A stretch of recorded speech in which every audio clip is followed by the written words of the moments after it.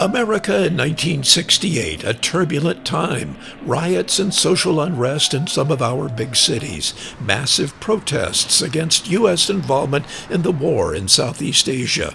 Truly a nation divided.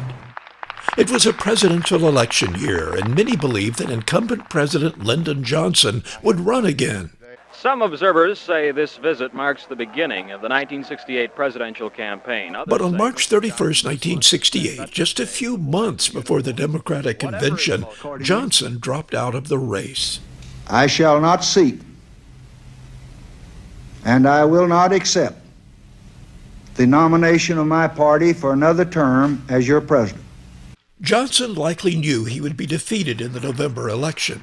Anti-war candidate Eugene McCarthy, a Democrat, had won the New Hampshire primary, and Robert F. Kennedy Sr. was gaining ground in his bid for the Democratic nomination. He's saying now in his own inimitable way, vote Democratic. But Johnson endorsed his vice president, Hubert Humphrey, who went on to win a contentious nomination, then faced Republican Richard Nixon. Nixon ran a campaign tying Humphrey to the troubled times.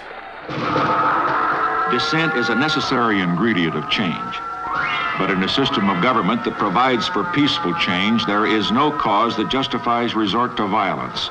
So I pledge to you, we shall have order in the United States. On election night 1968, Nixon defeated Humphrey.